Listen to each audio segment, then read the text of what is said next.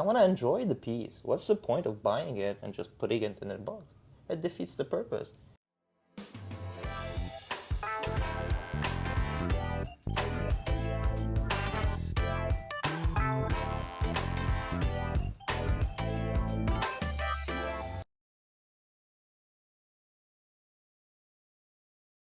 On relationships, let's Yes. talk about the next piece. Yes. The MB&F. The And I know MB&F. you have a very good personal relationship with Max Buser himself. Yes. I will always say this, that the greatest experience that I've had in this journey is not chasing a watch, not buying a watch, is the connection I made with the people. And in particular, the gentleman we all respect and love, that is Max Buser. And then the best time I've had with this guy is I was in Dubai with my daughters and I call him up and I'm like, hey Max, I'm in Dubai with my daughters, would love to catch up. He's like, oh yeah, we're going to the beach on Friday. Like, come join us. Okay, you know, I'm spending the day with Max at the beach, amazing. So I go there with my daughters, he's there with his wife and 2 daughters, and it happened to be his wife's birthday. So now I'm invited to Max's wife's birthday. So it's a very family moment, you know, it's such a time you want to spend with your family alone. It's so cool because I was wearing my watch, my LMP, he was wearing his LMP EVO, and a guy walks that knew Max and he was saying hi, and he looked at our wrist and he's like, seriously? You guys are wearing this to the beach? And it's just instantaneously, me and Max, we said, yeah, that's what the watch was built for. And we took it for a dip, and I remember I made a nice video where I went in with the camera under the water, and it was amazing, you know, just to be able to live this experience with this watch and with the creator of the watch. Not to forget Stephen McDonald, who's the genius who came up with the complication. He's not by trade, he's not a watchmaker. He learned it by himself, he taught himself. And for a guy who didn't go to watch school to be able to create a new version of calculating a perpetual calendar, for me, that was even more enticing to go and chase this watch. And I do wear it a lot. And I always say that my holy grails should be my daily beaters. And people usually don't associate both terms together. I want to enjoy the piece. What's the point of buying it and just putting it in a box? It defeats the purpose. Yeah, I absolutely agree with that notion. I think you should wear your holy grail Right. all the time. You If you have have it to. in your possession, why not wear it? You know, I'm not very anal when it comes to, oh, there's a scratch, there's a dent. I couldn't care less. Absolutely. You know, we've talked about 2 watches with a lot of personal story behind it. Right. Why don't we move on to the third one, which is a quite recent release. I think it came out last year. I like unconventional stuff. I like stuff that, of course, I respect the past. I respect the heritage and the legacy that the watchmakers from the past left for the new generation. But I love people who also come up with groundbreaking innovations. And this is important. And I remember when this came out, it was during Watches and Wonders of last year. And first, I saw Alan Silberstein wearing it. And then I came across his work and I really loved what he did. And so I already knew who he is, and then I met him. So the connection was there. So, and then we were having lunch and then he was wearing the watch. I'm like, oh, wow, that's a nice watch. Is this a Ressence? And he's like, oh, we cannot talk about it. He's like, yeah, this is a new collab. We're doing it with Waco. Another guy I respect in the industry, another legend from the industry. I really respect what he does. And then by coincidence, Wei is walking by and he's wearing the same watch. I'm like, hey, Wei, how are you? Yeah, I saw the piece that you're doing with Alan. Oh, shh, don't talk about it. I'm like, what do you mean don't talk about it? He's wearing it, you're wearing it, you're in Watches and Wonder. It's on your wrist. People are gonna talk about it. And so he explains the idea. He's like, okay, I'm starting a new company called Grail Watch. Grail is the essence of the word grail. So I want to bring people together, collaborate on special pieces. Benoit from Ressence, Alan Silberstein from his own creative mind, and Waco from Revolution. And it was the first piece they did. And it's such a beautiful piece. It's so unconventional.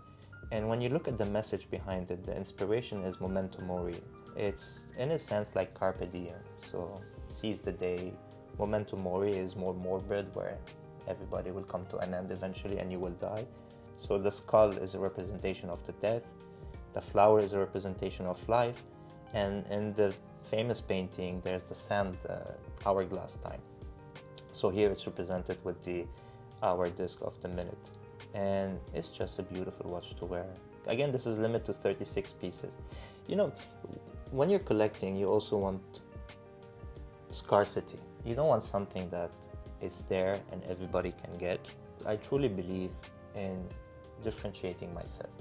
Yeah, I think I agree with what you're saying about scarcity. I think it's an important thing, and with independent watchmaking, a lot of these brands are only making maybe dozens or low hundreds of watches each year, and they tend to make these watches in quite limited runs, right? But I think it also increases collectability for the collectors as well. Very true.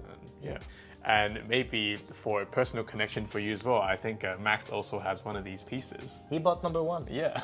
Hey, we have two of the same watches now, because he actually has the LMP. He has the blue dial LMP, and we also have this in common.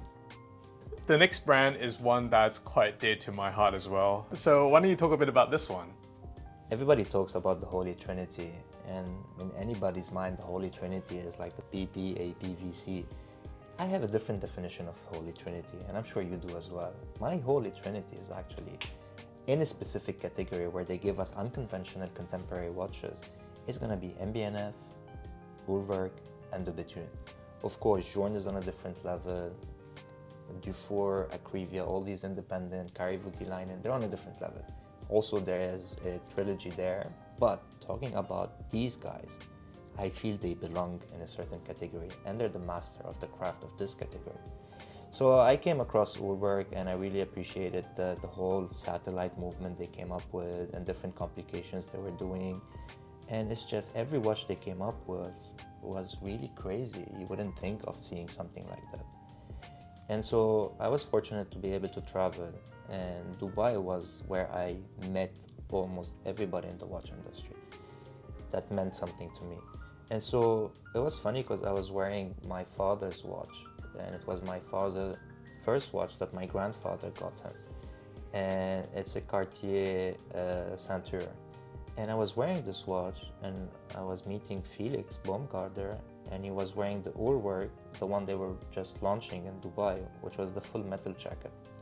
And he's like, oh, you have an old tank, I have a modern tank. It's a similar shape. Similar shape, right? And I'm like, wow, yeah, you're right, The full metal jacket was a beautiful watch.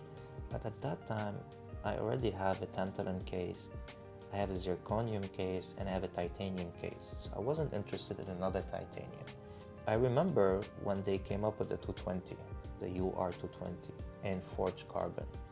I was like, whoa, what a watch. Because I had this fascination with carbon fiber. I'm not gonna lie to you. It came from RM. They're presenting the full metal jacket, and I had the 220 in the back of my mind. So I said, hey, this in carbon fiber would be amazing. And then they were like, oh, wow. And I remember Alex also was there. And he's like, you know what? Our next watch is gonna be forged carbon on the UR100. Whoa, what a coincidence. I said I would love the opportunity to be able to get one. And long story short, getting in touch with other retailers that retails AD. Another good friend of mine who's based in Bahrain. The company is called Project 8. His name is Ali. And so I reached out to Ali. I'm like, Ali, did you get one of these? And that's how it happened, Brings something different to the table for me. It has the forged carbon case, skeleton movement with their planetary satellite movement, and it's just a great watch to wear. Yeah, I always think this is probably one of the most wearable Urwerks ever. Yeah. And especially on this carbon case, it must be so light and so comfortable to wear on the wrist. It is. And I love how you paired it with this olive green, fabric strap. That's another story, because for me, I have to put green rubber on everything, right? And this actually comes with a beautiful rubber with a deployment buckle, and it's amazing. And so I'm like, guys, I love the watch, but the black rubber is not working for me. And this, I remember they had a special edition that they made on one of the URs. And so I'm like, please, I'm gonna get the strap, but can you do a green rubber? They're like, no, we're not gonna do green rubber. So I'm like, okay, I have no options then. I'll go for the canvas. And even though I missed the rubber and it makes more sense, but hey, it's a good option as well.